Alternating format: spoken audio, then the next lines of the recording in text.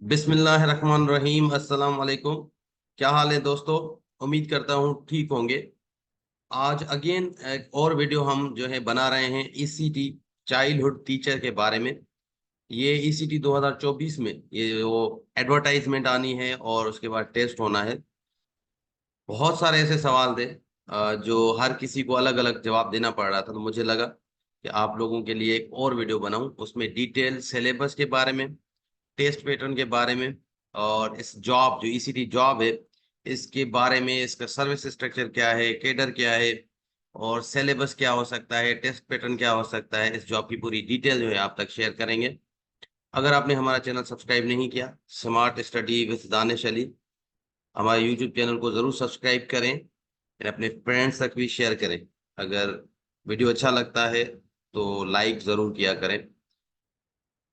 तो जी, बहुत सारे ऐसे सवाल थे जो आप कर रहे थे। पहला सवाल तो ये था कि एडवर्टाइजमेंट कब आएगी, या बहुत सारे ऐसे लोग थे जो कह रहे थे कि कैसे अप्लाई करना है। तो देखें, एक दो फेक एडवर्टाइज चल रही हैं और उसकी वजह से आप लोग बार बार सवाल पूछ रहे हैं कि कैसे अप्लाई करना है। तो ये एसटीएस में, एसटीएस जो आईबीए की वेबसाइट है, वहां पर ही अप्लाई किया जाता है।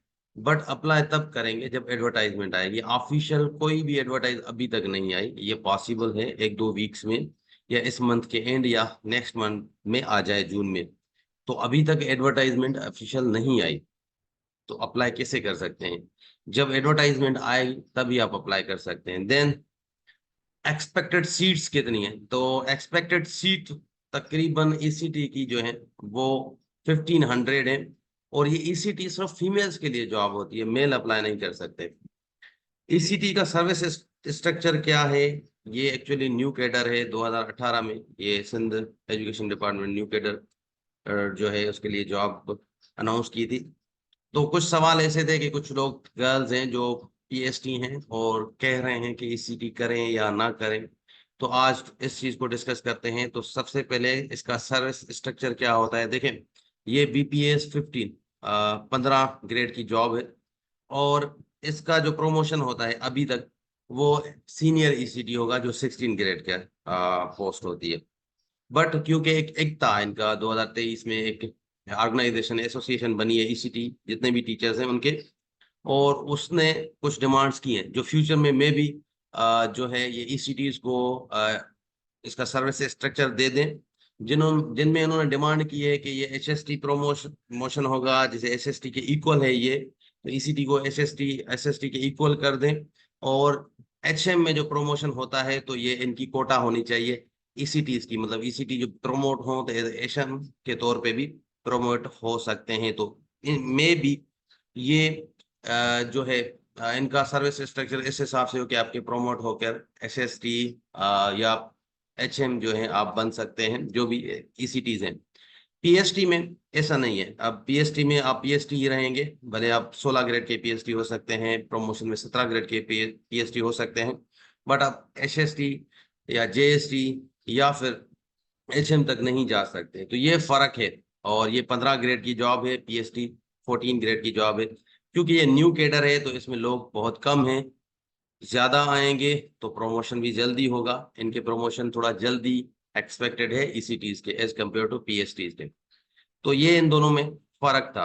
अब आते हैं ईसीटी का जो सिलेबस क्या होगा या टेस्ट पैटर्न क्या होगा। तो देखें, जो लास्ट 2018 में जो टेस्ट आया था उसका जो पैटर्न है उसके हिसाब से ही आएगा, सेम टू सेम। वो नहीं आया, पैटर्न वही होगा, बट शायद सिलेबस में थोड़ी चेंजिंग कर लें कि जैसे लास्ट टाइम जनरल रखा था, इस टाइम जीएसटी पीएसटी में जैसे मैट्रिक तक रखा था तो इसका मैट्रिक तक रख दें। तो वो तो तब आएगा जब ये एडवर्टाइजमेंट आएगी, उसमें क्लियर ये लिखेंगे। बट इनका जो एक्सपेक्टेड सिलेबस है या टेस्ट पैटर्न है वो इसी तरह होगा, इसी पैटर्न का होगा। तो पार्ट 1 2 3 4 चार पार्ट होंगे इसमें। ये पैटर्न इसी तरह होगा। पहले में कंप्यूटर होगा, आईटी रिलेटेड, और जिसके 10 सवाल होंगे। फिर जनरल नॉलेज, आईक्यू और सीए करंट अफेयर है, उसके भी 10 सवाल होंगे। पेडागोजी, असेसमेंट या एजुकेशन रिलेटेड सवाल 20 होंगे टोटल। इसके बाद सब्जेक्ट रिलेटेड होगा, तो पार्ट 4 60 क्वेश्चन होंगे, 60 क्वेश्चन होंगे। पार्ट 4 में भी चार और सब्जेक्ट है। जब सब्जेक्ट रिलेटेड है इसमें चार और सब्जेक्ट है। तो यहाँ पे आप देख सकते हैं इसका पूरा ये आईटी है, कंप्यूटर के सवाल आते हैं, जैसे एमएस वर्ड से आ रहे हैं। देन जनरल नॉलेज है, तो उसमें भी आप देख रहे हैं ज्योग्राफी से आ रहे हैं सवाल, इन्होंने अपने सैंपल पेपर में दिए हैं। देन पेडागोजी या असेसमेंट एजुकेशन जो है, उसमें इन तीनों सब्जेक्ट जो है टॉपिक से आपको ये सवाल दिए जाएंगे, जो 20 सवाल होंगे इसके। उसके बाद अगर हम देखें तो इंग्लिश है, इंग्लिश में भी डिफरेंट सेक्शंस होंगे। उसमें पहले रीडिंग कम्प्रीहेंशन के सवाल होंगे, ये 15 मार्क्स का सवाल होगा इंग्लिश का। फिर वोकेबलरी, सिनोनिम और एंटोनिम्स आ सकते हैं। देन यूज ऑफ प्रपोजिशन, 15 सवाल ये होंगे इंग्लिश के। देन एरर डिटेक्शन भी है। फिर मैथ का सेक्शन होगा, जो 15 सवाल होंगे। तो यहाँ पे देखिए वर्ड प्रॉब्लम ज्यादा दे रहे हैं, तो मे भी आपके पेपर में वर्ड मैथ में वर्ड प्रॉब्लम ज्यादा हो। फिर जनरल सेक्शन है, जिसमें जनरल साइंस का सेक्शन है, वो भी 15 मार्क का है, जिसमें बायोलॉजी, फिजिक्स और केमिस्ट्री आएगा। ठीक है, ये भी 15 मार्क का सवाल होगा।